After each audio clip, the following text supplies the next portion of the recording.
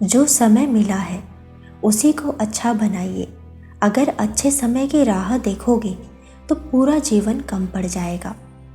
गिर गए हो तो क्या हुआ, गिरता वही है जो चलता है। बस आपको इतना करना है, उठकर फिर से चलना है।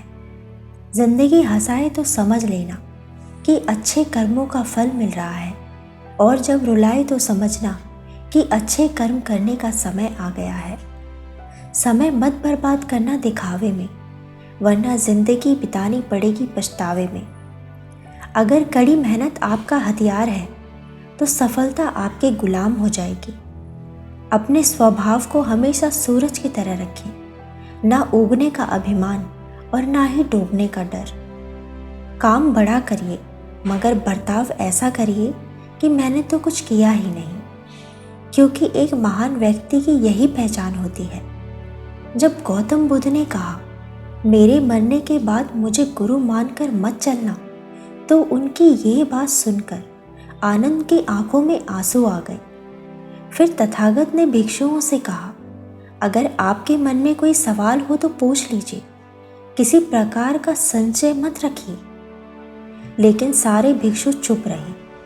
3 बार तथागत ने प्रश्न पूछा, लेकिन सब चुप रहे। तथागत अवरुद्ध हो चले थे। पूरा जीवन आनंद ने गौतम बुद्ध के साथ रहकर उनकी सेवा की।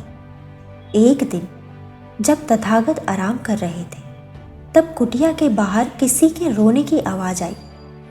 तथागत ने आनंद से पूछा, बाहर कौन है जो इस तरह व्याकुल होकर विलाप कर रहा है? आनंद ने कहा, भंते, भद्रक रो रहा है, वो आपके दर्शन के लिए आया है।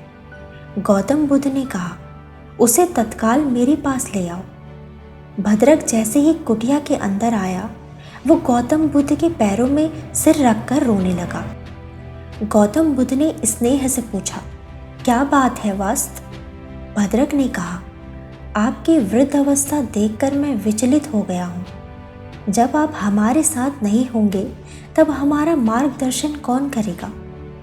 भद्रक की ये बात सुनकर गौतम बुद्ध मुस्कुराए और बड़े ही स्नेह से सिर पर हाथ फेरकर बोले, भद्रक, अपने दीपक स्वयं बनो। ज्ञान का प्रकाश तुम्हारे भीतर ही है, उसे बाहर मत खोजो। अज्ञानी लोग ज्ञान और शक्ति को बाहर खोजने का प्रयास करते हैं। वे केवल भटकते रहते हैं और उनके हाथ हमेशा खाली रहते हैं, जबकि मन, वचन, कर्म से एक निष्ठ होकर उचित मार्ग पर चलने वालों को कभी संदेह नहीं होता और लक्ष्य भी प्राप्त होता है। तथागत के शब्द भद्रक के हृदय में उतर गए। उसके संचित शांत हुए और उसे संतोष प्राप्त हुआ। इस समय तथागत की तबीयत कुछ ठीक नहीं थी। यहाँ तथागत एक लोहार कुंदा कुमार पुत्र के आमों के बगीचों में ठहरे। उन्होंने तथागत और भिक्षुओं को खाने के लिए मीठे चावल, रोटी और मशरूम दिए। गौतम बुद्ध ने मीठे चावल और रोटी तो संग में बंटवा दिए, लेकिन मशरूम किसी को नहीं दिए। उन्होंने थोड़े से मशरूम खाए और बाकी जमीन में गड़वा दिए, क्योंकि उन्होंने समझ लिया था कि इसे कोई और पचा नहीं सकता। मशरूम खाते ही वे बीमार हो गए। उनके पेट में दर्द शुरू हुआ, लेकिन तथागत यात्रा नहीं रोकना चाहते थे, इसीलिए कुछ देर उन्होंने आराम किया। फिर कुछ देर बाद ही उन्होंने आगे की यात्रा शुरू करी। अंत में वो कुशीनगर पहुँचे और आनंद से बोले, मेरा जन्म 2 साल वृक्षों के बीच हुआ था, इसीलिए अंत भी 2 साल वृक्षों के बीच ही होगा। अब मेरा अंतिम समय आ गया है। इतना सुनते ही आनंद रोने लगे। आनंद को रोता देख गौतम बुद्ध ने कहा, जो चीज़ उत्पन्न हुई है वो मरती है। निर्वाण अनिवार्य है और स्वाभाविक है। कुंदा के लिए संदेश। तथागत ने कहा, आनंद, एक ऐसा समय आएगा जब लोग मेरी मृत्यु का दोष कुंदा को देंगे कि तुम्हारा भोजन करने के बाद गौतम बुद्ध नहीं रहे। वो भी खुद को कोसेगा और जीवन भर पछतावा करेगा। इसीलिए आनंद, जो बात मैं तुमसे कहूँगा तुम कुंदा से ये सारी बातें जाके कह देना। और ये सारी बातें सुनकर उसके मन का दुख और पीड़ा कम हो जाएंगी। तुम कुंदा से कहना, मित्र कुंदा, ये तुम्हारा सौभाग्य है कि तथागत ने अपना अंतिम भोजन तुम्हारे हाथों से लिया और फिर वे महापरिनिर्वाण को प्राप्त हुए। क्योंकि दो तरह की भिक्षा है जिनका सर्वोच्च कोटि का फल मिलता है। एक वो भिक्षा है जिसे ग्रहण करने के बाद तथागत ने निर्वाण प्राप्त किया, और दूसरा जिसे ग्रहण करने के बाद तथागत ने महापरिनिर्वाण प्राप्त किया। इसीलिए कुंदा, ये विलाप करने का कारण नहीं है, बल्कि इस कर्म से तुम्हारा जीवन लंबा, स्वस्थ और सुंदर होगा और तुम्हारा अगला जन्म भी बहुत अच्छा होगा। आनंद, जब तुम कुंदा से ये कहोगे तो उसके मन का बोझ हल्का हो जाएगा। आखिरी संदेश। इसके बाद तथागत ने भिक्षुओं को संबोधित करते हुए कहा, कोई संदेह हो तो मुझसे प्रश्न करिए, ताकि बाद में पछतावा ना हो कि तथागत सामने थे और हम उनसे कुछ भी ना पूछ सके। भिक्षु शांत रहे। तथागत ने फिर 2 बार और यही प्रश्न पूछा, फिर भी भिक्षु शांत रहे। गौतम बुद्ध ने उनसे कहा कि हो सकता है कि गुरु के प्रति सम्मान प्रकट करते हुए आप अंतिम समय में कोई प्रश्न नहीं कर रहे। ठीक है, मैं समझ सकता हूँ, लेकिन आप ऐसा मानिए कि मैं आपका मित्र हूँ और मैं एक दूसरे मित्र से बात कर रहा हूँ। ऐसा मानकर मुझसे प्रश्न कीजिए। भिक्षु फिर भी चुप रहे।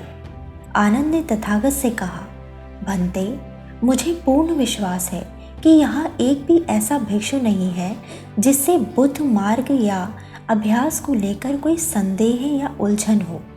तथागत ने कहा, आनंद, तुम तो विश्वास से कह रहे हो, लेकिन मैं तो जानता हूँ कि यहाँ उपस्थित सभी 5 भिक्षु संयोग्य है और सभी मुक्ति पाने वाले हैं। इसके बाद भगवान बुद्ध ने आखिरी उपदेश दिया। तथागत ने कहा, मैं आप लोगों को केवल रास्ता दिखा सकता था, मैं अब आप लोगों को प्रेरित करता हूँ। बढ़ो, आगे बढ़ो।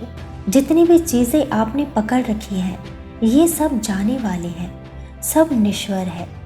मन पर पूर्ण विजय पाने के लिए पूर्ण निष्ठा और ईमानदारी से उद्यम करो। दोस्तों, इन वाक्यों में महत्वपूर्ण लक्षण छुपे हुए हैं। सबसे पहले, निश्वरता। तथागत कहते हैं कि दुनिया में हर चीज़, हमारा शरीर, अनुभव, ज्ञान, पैसा, प्रसिद्धि, हार, जीत, ये सब कुछ नश्वर है।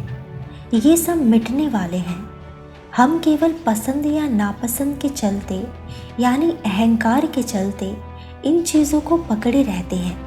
इसीलिए डर, चिंता और मन के विचारों में फंस जाते हैं। इसी को दुख कहते हैं। इस दुख से मुक्ति होने के लिए हमें सबसे पहले नश्वरता को स्वीकारना होगा कि कोई भी अनुभव, कोई भी ज्ञान या शरीर कुछ भी टिकने वाला नहीं है। सब कुछ प्रकट होता है और सब कुछ नष्ट होता है। सब कुछ जन्म लेता है, सब मिट जाता है। हर विचार केवल आ रहा है और जा रहा है। इसके बाद सचेत होकर हमें इस पल में रहना है। तथागत के संदेश का दूसरा लेसन है माइंडफुलनेस।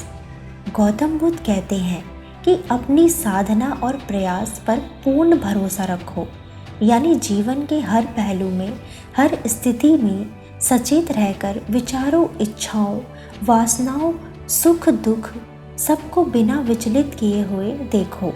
ऐसा करने से हम प्रेजेंट मोमेंट में रहते हैं और सभी प्रकार के संचय और दुख से दूर हो जाते हैं। एक नष्ट अभ्यास। तथागत कहते हैं कि जब मन नियंत्रण में होता है तब बाहर सहायता ढूंढने की इच्छा खत्म हो जाती है। इसीलिए वही सफल होगा जो अपने अभ्यास से सच को जानेगा कि शक्ति और शांति का सोर्स आपके अंदर ही है। इसीलिए दोस्तों, ये बात जानो कि सारी शक्ति आपके एकनिष्ठ अभ्यास में छुपी हुई है। इसीलिए अपनी सहायता खुद करो। जिस दिन तुम्हें अपना मूल्य पता लग गया, उस दिन के बाद तुम्हें किसी के द्वारा की गई निंदा या प्रशंसा से कोई फर्क नहीं पड़ेगा। बीते हुए कल का अफसोस और आने वाली कल की चिंता दो ऐसे चोर हैं जो हमारे आज की खूबसूरती को चुरा लेते हैं। तो दोस्तों, वीडियो पसंद आई हो तो वीडियो को लाइक करना और चैनल को सब्सक्राइब ज़रूर करना। मिलते हैं अगली वीडियो में, तब तक के लिए टेक केयर।